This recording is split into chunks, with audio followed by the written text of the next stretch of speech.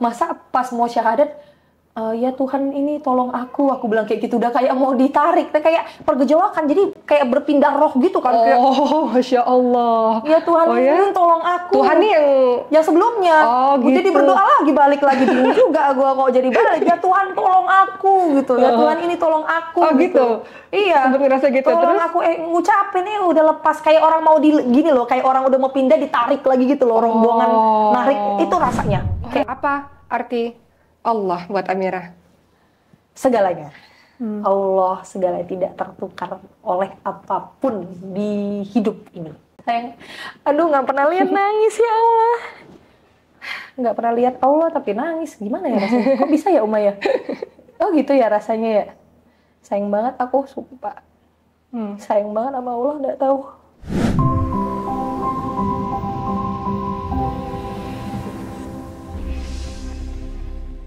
Di sini ada Clara Elizabeth Sinta. Salah.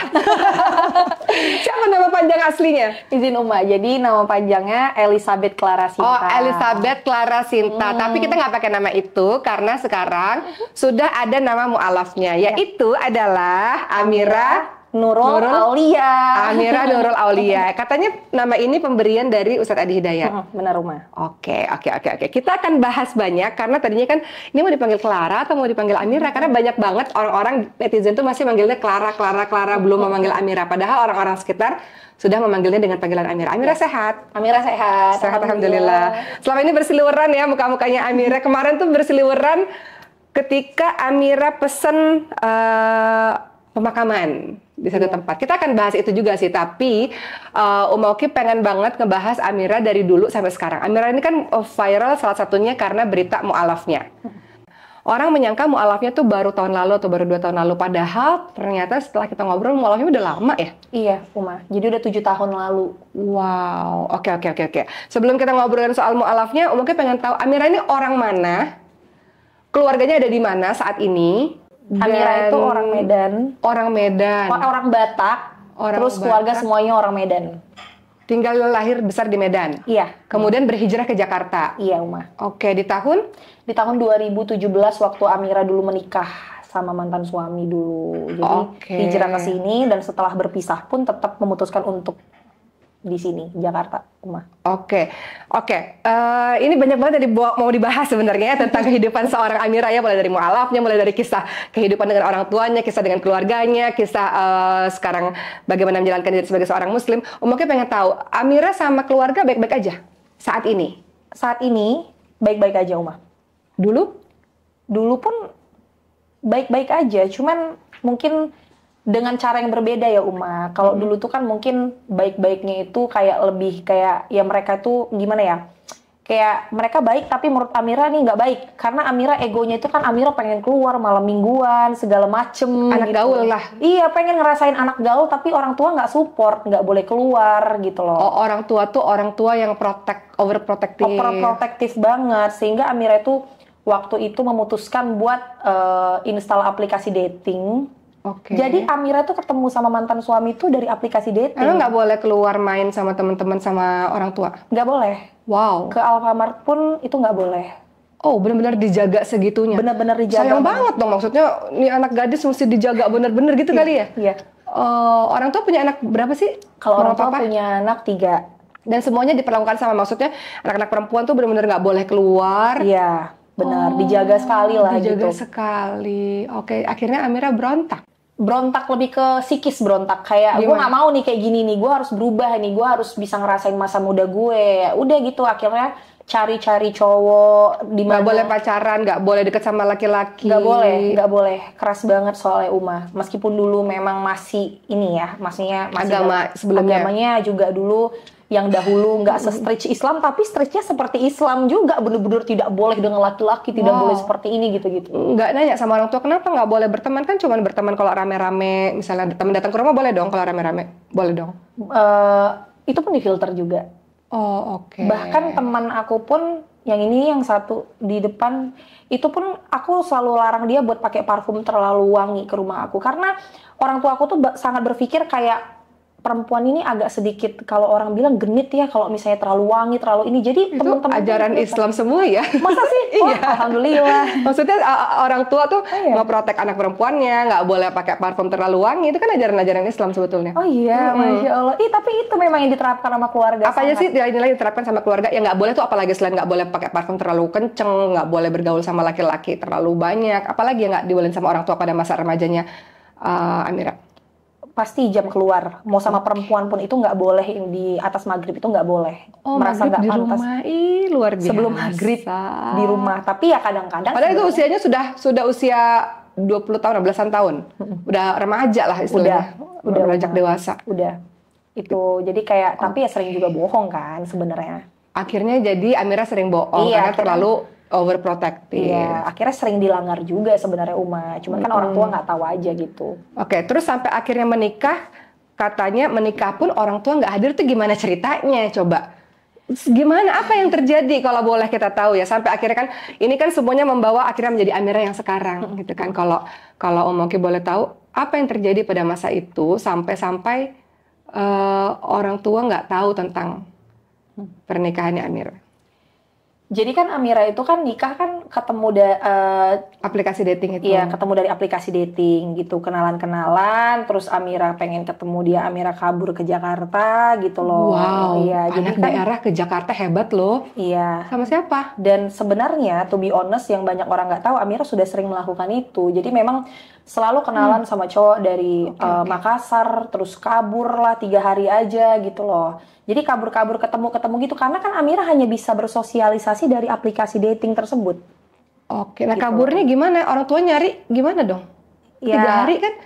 Jadi gini, papa aku itu kan ada usaha di luar kota. Jadi dia tuh selalu pergi nih, sampai Amira hafal sampai sekarang. Dia tuh selalu pergi di hari Selasa sampai Jumat. Nanti pokoknya Selasa dia pergi, Amira pesen booking tiket di hari Senin. Dia Selasa jam berapa pergi udah terjadwal, Amira langsung dia pergi, Amira cabut. Nanti dia pas sebelum pulang Amira ada di rumah kan gitu. ada mama. Mama tuh kayak udah pasrah aja lihat kebandelan Amira nih. Dan dia hanya bisa menutupi daripada nanti Amira di pok-pok kan gitu. Jadi dia kayak sedih ya, nangis, cuman Amiranya membangkang aja.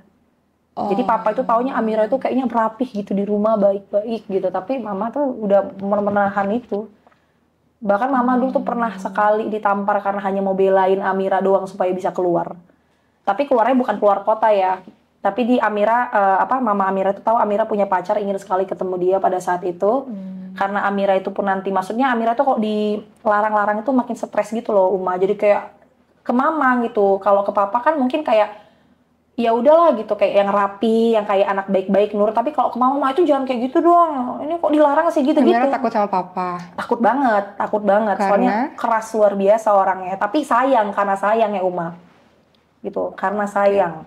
Akhirnya dalam masa kepergian Amira yang 3 hari, berapa hari itu Amira pernah pergi keluar kota kan, kata Amira. Amira nggak takut pertama kali seorang yang belum pernah pengalaman lah pada masa itu kan pergi keluar kota naik pesawat itu kan nggak takut? Enggak, pertama kali Amira ngelakuin tuh umur 14 tahun. 14 tahun kenal dari Facebook, pergi.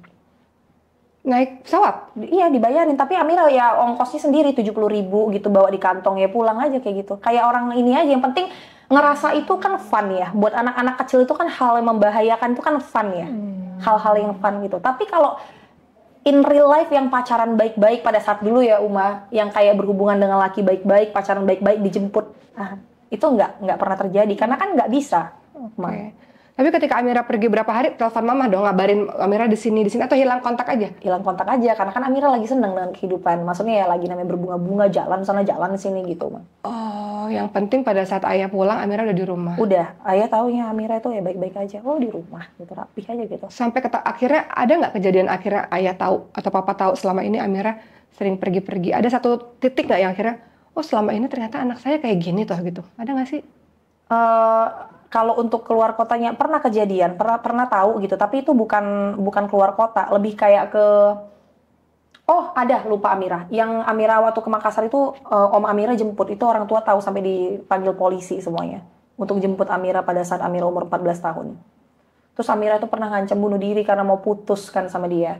disuruh putus gitu. Jadi cowok itu umur 17 tahun, masih anak kecil juga, anak kecil, kabur bawa anak kecil aja. Tapi Amira tuh diterima sama orang tuanya di rumahnya. Jadi bukan karena kayak anak-anak ngekos berdua gitu diajakin kabur, enggak. Jadi orang tuanya itu mungkin taunya Amira itu teman baiknya, diajak tinggal di rumahnya gitu. Dijemput juga sama polisi, itu sekali, yang pertama kali. Selanjutnya nggak tahu orang tua. Oke, cukup mendebarkan juga ya, maksudnya usia-usia belasan tahun cukup berani dan mendebarkan sih pengalaman-pengalaman kayak gitu gitu. Oke, sampai akhirnya waktu terus berjalan, akhirnya Amira memutuskan untuk menikah dengan seseorang yang orang tua nggak datang dan nggak tahu. Gimana ceritanya?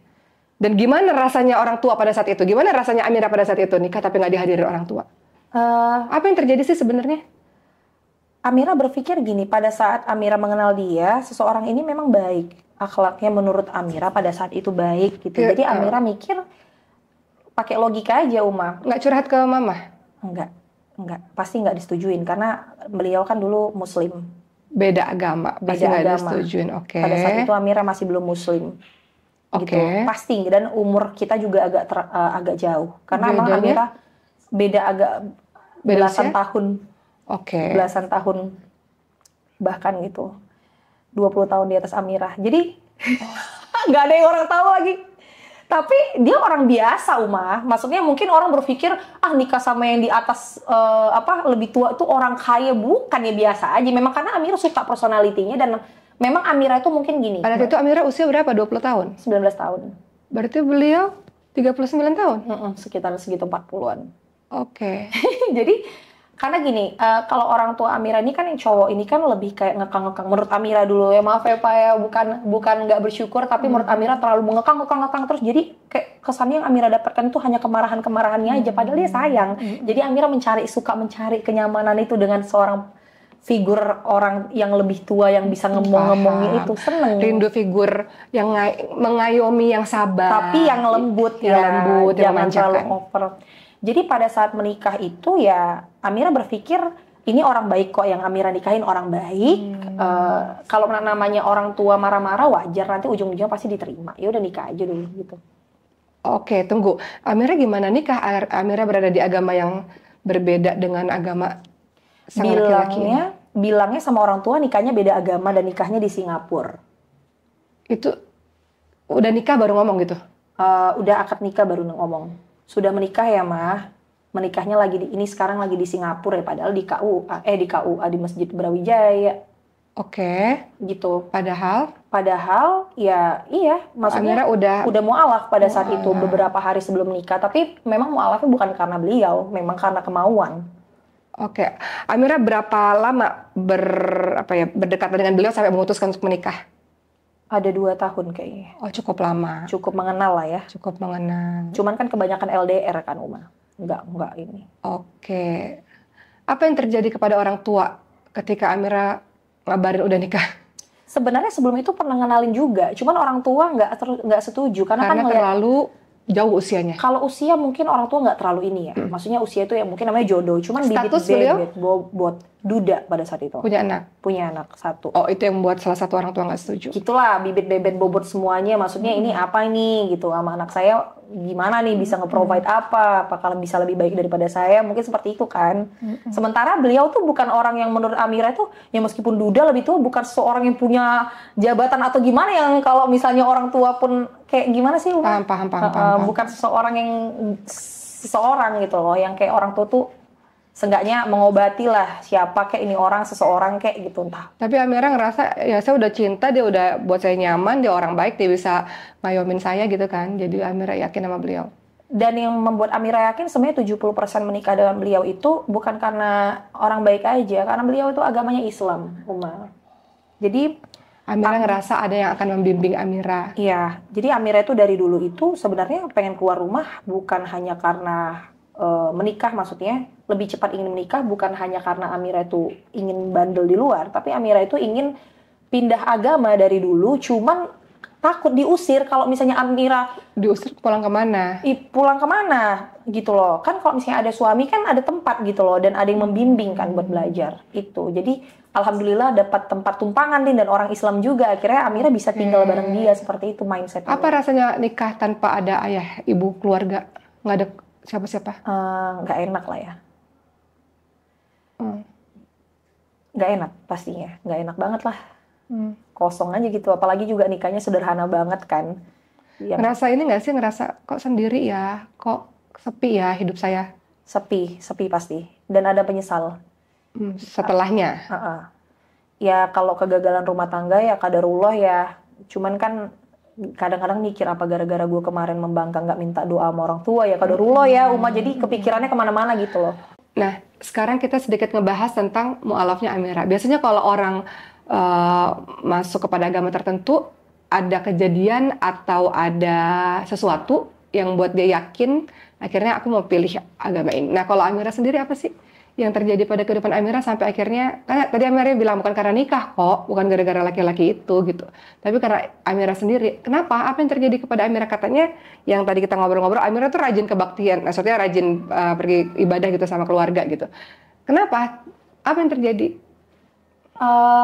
Singkat cerita, emang kan Amira kan udah mempelajari Islam juga kan Uma. Gitu. Karena teman-teman sekitarnya Islam. Iya, teman-teman sekitar Islam, mereka juga mendukung untuk memberikan informasi tentang Islam. Dan ada yang menurut Amira, yang sebelumnya itu menurut Amira itu ada beberapa, kalau Amira tuh berpikir gini, agama itu kan harus sempurna Uma. Ketika agama itu tidak sempurna atau sesuatu itu tidak sempurna, berarti kan kesempurnaan ini letaknya di mana? Dan Amira menemukan kesempurnaan itu ada di Islam. Gitu loh. Ya, kalau dikulik terlalu panjang nanti agak memang ini ya. Sensitif ya.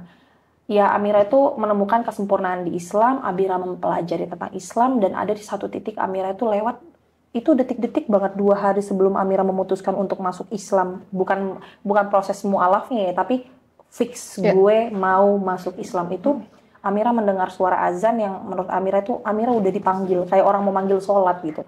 Allahu Akbar, Allahu Akbar, jadi kayak azannya berkumandang itu kayak udah mau manggil sholat gitu. Kayaknya gue harus sholat, padahal pada saat itu masih non-muslim. Pertama, kedua, udah resah lah itu. Udah resah banget rasanya, kayak orang kepanasan gitu Umah. Kayak, aduh gue nih mau masuk Islam, caranya gimana ya? Gue tuh... Jadi ini bukan gara-gara mau nikah sama si beliau ini ya? Enggak, enggak. Dia itu hanyalah sebagai sarana untuk tempat tinggal menumpang Amira setelah Amira masuk Islam. Sebenarnya tujuan liciknya dulu seperti itu. Nah, jadi ada satu titik kayak, jadi gue ini keyakinannya apa ya, gue tuh dengar azan ini, tapi gue kalau misalnya pergi ke sini juga masih pergi ke kebaktian yang ini gitu loh. Jadi gimana? Akhirnya malam-malam Amira ngomong sama Allah, ya Allah, kalau misalnya nih, ya Allah gitu, aku udah ngomongnya Allah, ya Allah, kalau memang agama ini baik buat Amira, coba tunjukin hal yang membuat Amira itu harus tercengang nih. Soalnya kan kalau cuman kayak misalnya orang tiba-tiba nawarin bantuan, Amira mungkin bisa menilai itu ya kebetulan aja kali, orang baik kali datang. Tiba-tiba besokannya itu Amira main kan ke rumah sahabat Amira, dan situ sahabat Amira itu orang Islam, muslim. Dan dia itu punya baju syar'i. Amira coba foto-foto. Pakai baju syar'i. Bener-bener syar'i. Gitu loh, bener-bener syar'i. Gimana rasanya pertama kali pakai baju syar'i? Belum jadi muslim kan pada saat itu? Belum kalau dibilang ribet, itu kain ini menurut Amira tuh syar'i itu ribet loh pada saat itu. Syar'i itu ribet, tapi ada kenyamanan, sensasi tertentu yang nggak bisa didapatkan di pakaian manapun. Ada, sampai sekarang Amira ngerasain kayak gitu. Bahkan lagi pakai hijab, pakai jeans pun ketika menggunakan syar'i, meskipun Amira sekarang bersyar'i, ada sensasi yang berbeda. Aku nggak tahu itu apa, tapi itu tenang banget. Terus tiba-tiba pas Amira foto, dari lampunya tuh bulat banget gitu. Bulat aja gini.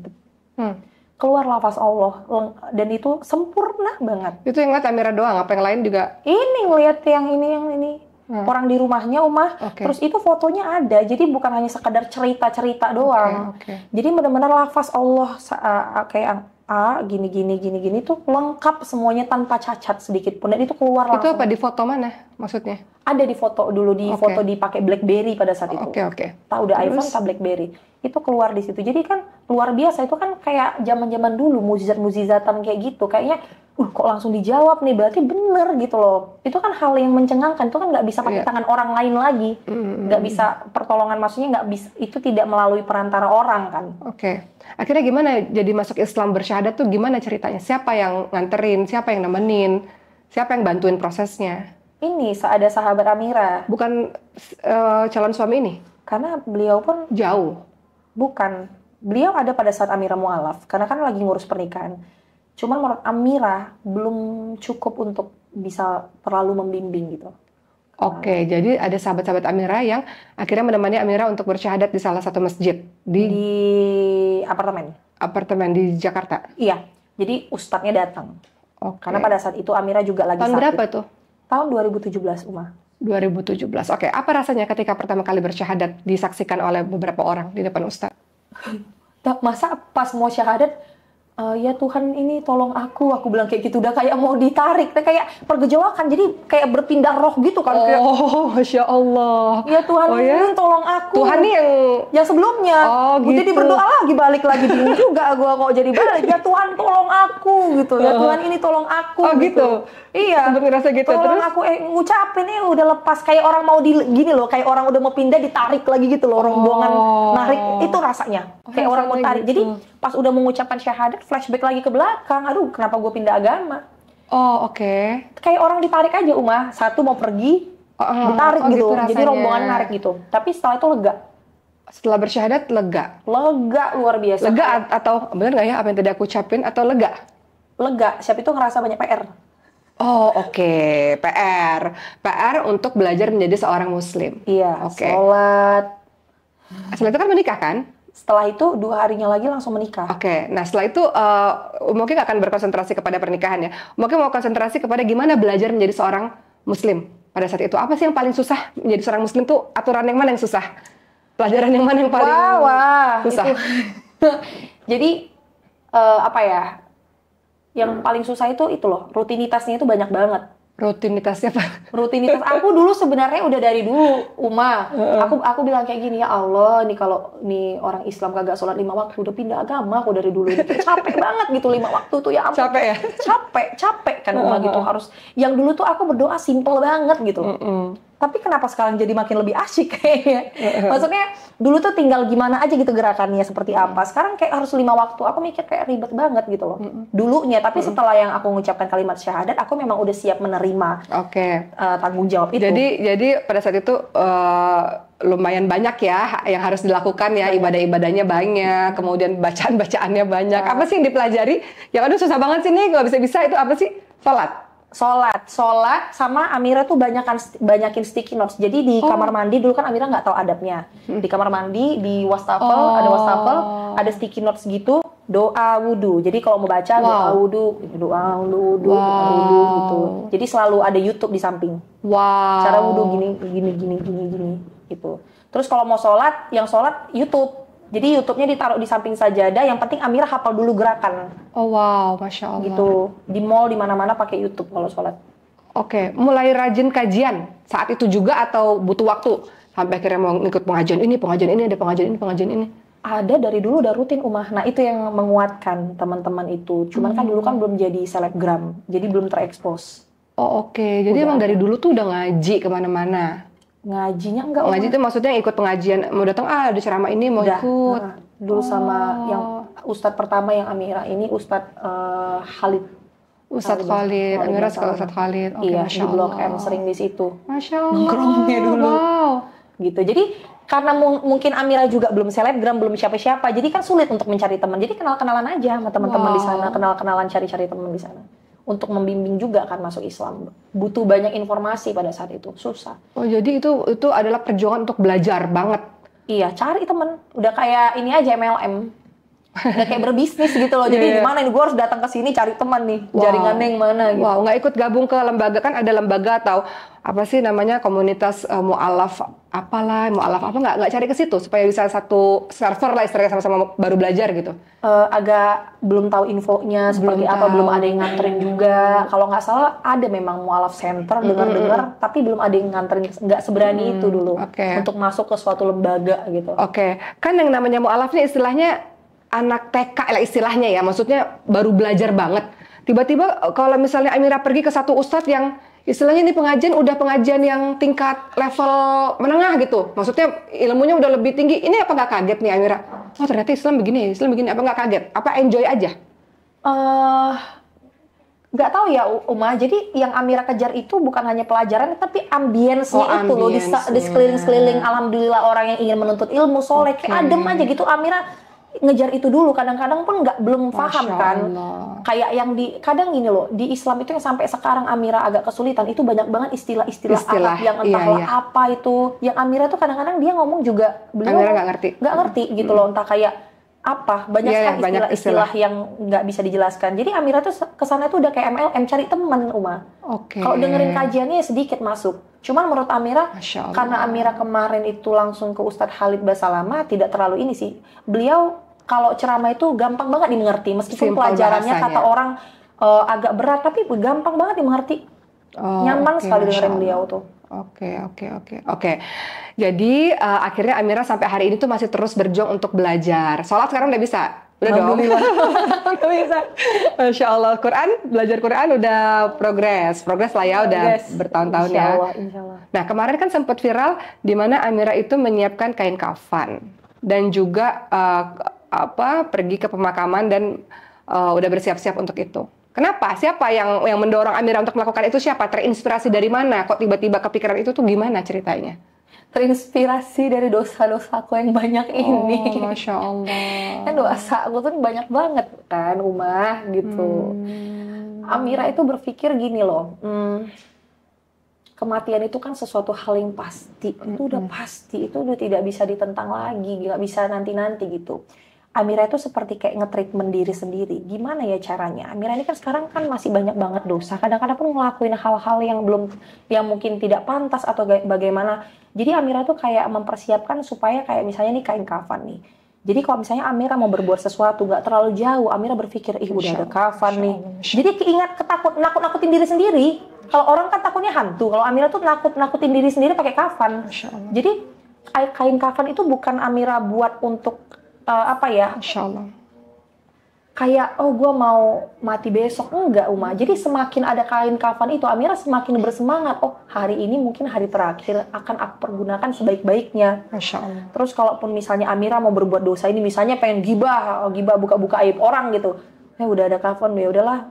Gitu loh. Enggak terlalu jauh beloknya sampai ke sana disebar-sebarin. Contoh seperti itu. Ataupun kalau misalnya Amira mau sombong, ingat, ya udah nanti toh juga mau pakai ini gitu loh. Ngingatin diri sendiri aja, Uma. Kalau ditanya takut Amira tuh. Sampai menyiapkan pemakaman juga itu semata-mata untuk membatasi diri, ngingetin diri. Iya, Uma.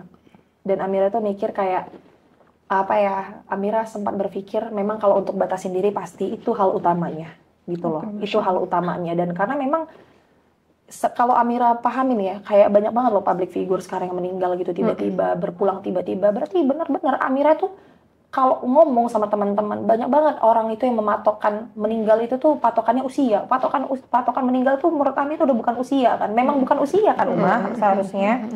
Ya memang bisa meninggal kapan aja, jadi bersiaplah gitu loh. Jadi menurut Amira itu bukan sesuatu yang mengagumkan atau sesuatu yang luar biasa, itu sesuatu yang memang harusnya kita persiapkan gitu. Iya, memang wajar kan sebenarnya kita mempersiapkan, maksudnya ya kita rumah aja kita persiapkan bangun rumah itu, apalagi untuk yang ini ya. Kita kan pengen, apalagi nanti Amira tuh pengen ketika nanti Amira wafat, orang-orang tuh jangan malah ada yang terbebanin ya. Memang sih nggak terbebanin, cuman mungkin ya lebih bisa maksimal untuk waktunya mendekap Amira, mungkin aku nggak paham, atau mungkin mendoakan Amira gitu daripada sibuk cari pemakaman. Jadi lebih santai aja orang-orang sekeliling. Amira gak mau merepotkan. Gak mau Amira tuh repotin. Oke. Amira ngeliat dari Amira yang sekarang gimana sih, dari seorang anak yang ada di Medan yang sering banget pergi berhari-hari gitu ya, ketika ayahnya nggak ada gitu kan. So, kemudian akhirnya Amira mulai belajar mengenal Islam, akhirnya menikah, kemudian Allah kasih ujian, menikahnya juga harus berakhir gitu, sampai sekarang Amira hijrahnya juga nggak mudah ya, dengan belajar yang luar biasa. Proses belajar kan juga nggak mudah ya Amira ya. Kemudian Amira jatuh bangun, Amira pernah punya bisnis yang sangat luar biasa, kemudian akhirnya Amira ninggalin bisnis, mau dapetin bisnis yang dengan jalan yang lebih baik, lebih halal gitu. Sampai sekarang Amira ngeliat diri Amira, sebagian masyarakat mengenal Amira. Amira sekarang ngeliat diri Amira tuh apa sih? Apa sih yang Allah kasih? Apa sih dari perjalanan hidup ini? Allah tuh lagi ngajarin apa sih sama aku sampai aku kok sekarang jadi aku yang sekarang gitu? Apa sih? Pertama kali lagi ditanyain, nggak tahu Amira tuh, kayak bingung kok bisa Amira kayak gini ya, sampai ada di titik ini. Yang paling amazed tuh kok bisa pakai hijab gitu. Amira nggak pernah kebayang loh Uma, bahkan akan sampai di sini. Karena Amira nggak sesuka itu sebenarnya sama hijab, karena panas kan. Maksudnya ribet, panas. Dulu Amira ngelihat kok cantiknya tidak bisa terekspos, tapi kenapa Amira tuh sekarang ada di titik ini, Amira pun nggak tahu mah kenapa bisa seperti ini. Nggak pernah terbayangkan sedikit pun bisa ada di titik ini. Jadi orang Islam, nggak pernah. Punya pergaulan yang seperti pergaulan yang sekarang. Iya, nggak pernah Uma. Tidak pernah, sedikit pun. Nggak ada di masa depan, di cita-cita dari dulu tuh nggak pernah. Apa bayangan Amira, kehidupan Amira yang akan datang? Apa yang akan terjadi pada diri seorang Amira? Amira ngeliat diri Amira itu akan seperti apa ke depannya? Insya Allah lebih baik ya. Amira lagi pengen belajar apa atau pengen menggapai apa sih saat ini? Lagi pengen ngejar apa? Lagi pengen apa sekarang? Apa yang mau didapetin sama Amira saat ini? Kalau untuk bisnis, pastinya ya pengen supaya banyak yang lebih memperkerjakan lebih banyak orang lagi. Terus banyak ilmu-ilmu agama yang pengen Amira jalanin. Kayak Amira pengen bisa ngaji pengen banget. Tapi ya karena sekarang disibukkan sama dunia, kadang-kadang sibuk ada acara ini gitu-gitu, kadang-kadang susah untuk meluangkan waktu. Terus pengen apa ya? Pengen nikah. Pengen menikah, gimana kriterianya? Pastinya, aduh, ya gitu Mak. Gitu. Gimana kriteria yang Amira pengen? Harus bisa membimbing Amira, agamanya harus insya Allah lebih baik daripada Amira. Di atas ya, maksudnya pengetahuannya gitu loh. Seenggaknya kalau misalnya Amira masih nggak hafal berapa juz, nggak ada 0 juz ya, dia minimal 3 juz. Jadi harus ada di atas, step ahead gitu loh. Jadi bisa membimbing seorang yang baik dan sayang sama anak Amira. Pastinya bertanggung jawab secara finansial dan semuanya. Gitu sih Uma.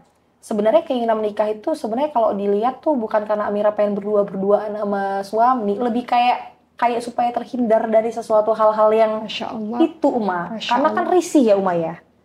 Bagaimanapun Amira ini janda loh, ini to the point aja janda. Kemana-mana itu kadang-kadang kan jadi bahan fitnah orang, kan gak enak ya Uma. Kayak misalnya teman-teman Amira itu kan banyak yang udah bersuami gitu, kadang-kadang kan kita nggak enak ya. Apa beratnya jadi seorang janda?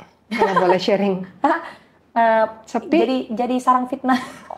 Tapi bener loh Uma, jadi janda itu nggak mudah. Tidak mudah, jadi sarang fitnah orang kan. Kitanya kemana-mana nggak nyaman gitu. Makanya pengen kalau bisa bersafar sama suami, ataupun suaminya tidak ikut pun dengan izin suami, dengan ridho.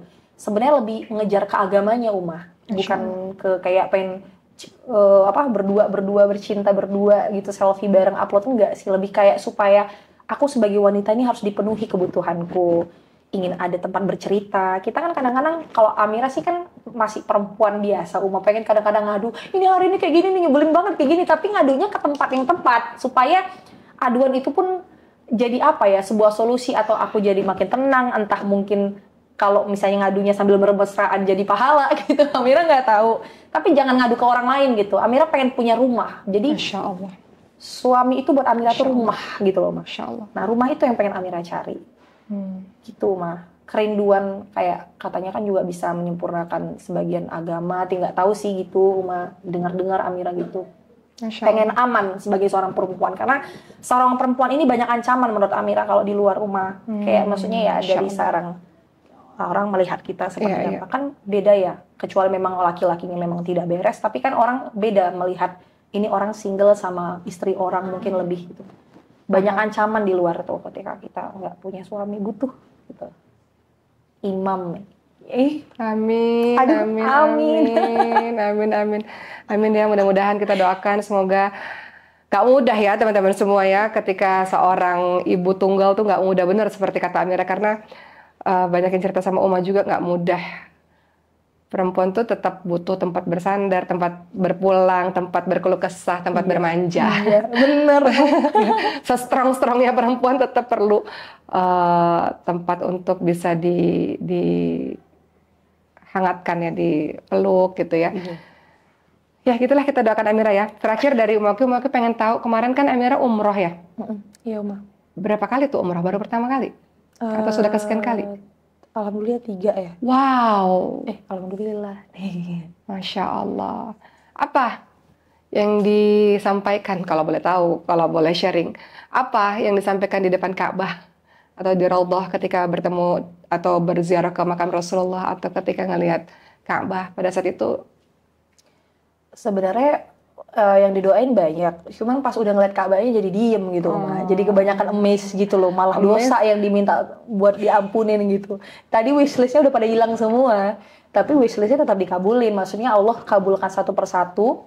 Cuman yang pada saat lihat Ka'bah itu jadi lupa permintaannya apa, udah nggak di otak lagi, kayak udah amazed gitu, kayak wah. Dan lebih banyak minta ampun. Iya, minta ampun aja deh, minta ampun gitu loh. Sama kalaupun doa-doa utamanya itu hajat-hajatnya paling kayak minta rezeki, terus minta diberi kesehatan. Cuman untuk detail-detailnya itu jadi lupa semua. Paling di sholat yang biasanya kayak lagi sholat di Masjidil Haram. Tapi kalau untuk yang depan Ka'bahnya itu udah kelupaan duluan, Uma. Kan udah sibuk, paling baca buku di buku panduan. Ya, biasa gitu ya, ketika udah sampai di depan Ka'bah, yang tadinya doanya banyak banget, yang ada ampun ya Allah, ampun. Iya, ampun ya Allah, takut nggak bisa lihat Ka'bah gitu kan. Orang kan mikirnya gitu, takut aku ada dosa, takut diazab di sana. Soalnya kalau untuk orang-orang yang belum pernah umroh mikirnya kayak gitu, Uma. Teman-teman Amira itu nggak mau umroh gara-gara takut diazab di sana. Ya, udah ketakutan doang diazab soalnya. Gitu. Apa arti Allah buat Amira? Segalanya. Allah segalanya, tidak tertukar oleh apapun di hidup ini. Untuk Allah, karena Allah, diriku ini, Masya Allah, seluruhnya. Sayang, aduh nggak pernah lihat nangis ya Allah. Nggak pernah lihat Allah tapi nangis, gimana ya rasanya? Kok bisa ya Uma ya? Oh gitu ya rasanya ya. Sayang banget aku, sumpah. Sayang banget sama Allah, nggak tahu. Nggak pernah aku. Kok bisa ya nangis? Sayang banget aku sama Allah. Udah lari ke sini ditolong lagi, udah lari bandel ke sini ditolong lagi. Nggak bisa, aku nggak ada Allah kayaknya. Mati ya. Allah menolong hidup Amira berkali-kali. Terus setiap saat sampai hari ini. Allah yang buat Amira nggak sendirian, nggak merasa sendiri. Allah yang kasih arah jalan buat Amira. Semenjak Amira masuk Islam, Amira nggak pernah ngerasain kesepian sama sekali. Masya Allah. Nggak tahu kenapa, kayak hati tuh penuh aja. Meskipun lagi nggak ada teman, lagi nggak ada pasangan, lagi nggak ada siapapun di samping Amira, kayak ada yang ngisi. Kalau dulu itu nggak Amira dapetin, nggak tahu kenapa. Sekarang itu penuh aja gitu. Penuh, kayak hatinya tuh penuh gitu. Jadi mau diisi sama orang lain, nggak perlu cari apa pelarian, kayak orang-orang kan kesepian, chatting orang gue sepi gitu loh. Nggak perlu, kayak nggak perlu aja. Masya Allah. Penuh aja hati itu rasanya. Oke. Alhamdulillah. Alhamdulillah. Mudah-mudahan kisahnya Amira ini menginspirasi kita semua ya, teman-teman semua ya, bahwa dari Amira kita belajar banyak hal. Ya, bersyukur untuk teman-teman semua yang udah muslim sejak kecil, yang udah bisa belajar lebih awal dibandingkan dengan Amira. Ya, alhamdulillah, sehingga seharusnya ya yang udah lebih awal ini harusnya lebih expert harusnya. Tapi ternyata seorang mu'alaf seperti Amira berjuang luar biasa untuk mendapatkan Allah, untuk mengenal Allah sampai sekarang. Dan tadi Amira bilang setelah mengenal Allah jadi penuh aja gitu hatinya. Wah, itu luar biasa sih, Masya Allah ya. Kadang-kadang kita ngerasa sepi, kadang-kadang kita ngerasa sendiri, kadang-kadang kita ngerasa nggak punya siapa-siapa. Kita lupa bahwa ternyata Allah nggak pernah ninggalin kita, kita yang ninggalin Allah loh. Iya. Kita yang ninggalin Allah, Allah tuh nggak pernah ninggalin kita. Terus ngapain ngerasa sepi? Kamu sendiri yang ninggalin Allah. Allah selalu ada buat kita, kita yang pergi untuk ninggalin Allah. Ada satu ayat yang sebenarnya Om Oki juga banyak dosa, banyak salah sih Amira. Maksudnya banyak juga kekurangannya lah. Tapi ada satu ayat yang kalimatnya tuh gini, wala tahinu wala tahzanu wa antumul a'launa in kuntum mu'minin. Jangan kamu lemah, jangan kamu merasa sedih, sesungguhnya kamu ditinggikan derajatnya kalau kamu orang-orang beriman. Jadi orang-orang beriman itu dia nggak akan sedih berlama-lama, nggak akan ngerasa pedih, terluka atau sakit terlalu lama, karena dia tahu selalu ada Allah yang menjadikan dirinya sebagai tempat bersandar. Jadi kamu tuh nggak sendirian gitu. Jadi jangan ngerasa sedih, jangan ngerasa lemah, karena engkau derajatmu tinggi di hadapan Allah Subhanahu wa taala kalau engkau orang-orang yang beriman ya. Jadi nggak ada rasa sepi lagi untuk kalian semua kalau kalian punya Allah di hati kalian, insya Allah. Amira, makasih ya. Makasih banyak ya Uma. Makasih banyak ceritanya. Mudah-mudahan bermanfaat dan kita doakan Amira sukses bisnisnya, Amin, amin. Sukses keluarganya. Amin. Untuk ayah ibu yang masih ada di Medan ya, papa mama ya. Mm-mm. Semoga selalu sehat ya, semoga selalu bangga lah melihat anak yang insya Allah berhati baik. Amin. Berhati baik ya. Ini sebenarnya Amira kayak gini karena ada didikan dari ayah juga nih sampai kayak gini nih karakternya. Iya dong. Iya yang akhirnya Amira bilang perempuan itu kan ini ya Uma, perempuan itu kan bahaya nih, perempuan itu kayak gini. Itu kan semuanya didikan dari ayah sebenarnya secara nggak langsung. Ketika Amira kecil, Amira remaja, gimana ayah protek Amira, itu yang buat Amira tanpa Amira sadari, Amira punya pemikiran seperti ini karena protek dari ayah dulu itu ada di diri Amira. Iya ya. Iya. Iya benar-benar yang tadi Amira bahas iya juga ya, nyambung ya. Jadi Amira kayak ngerefleksi apa yang Didikan ayah, ucapan tadi kayak didikan nggak papa. boleh kayak gini. Iya, itu didikan papa. Iya, Sebenarnya benar-benar. ada di dari Amira. Ya udah. Sehat-sehat selalu, anaknya sehat insya Allah. Alhamdulillah, Dan Uma. kita doakan semoga Allah kirimkan imam ya. Amira bukan hanya sekedar butuh suami yang nemenin sehari-hari, tapi jauh lebih daripada itu, yaitu dia yang bisa membawa Amira menuju kepada Allah SWT insya Allah. Amin ya Allah. Oke, makasih udah nonton podcast kali ini. Kita akan bincang-bincang lagi dengan bintang tamu kita yang lain. Mudah-mudahan teman-teman bisa dapat pelajaran pada hari ini dari Amira. Istiqomah selalu. Dah, assalamualaikum. Assalamualaikum warahmatullahi wabarakatuh.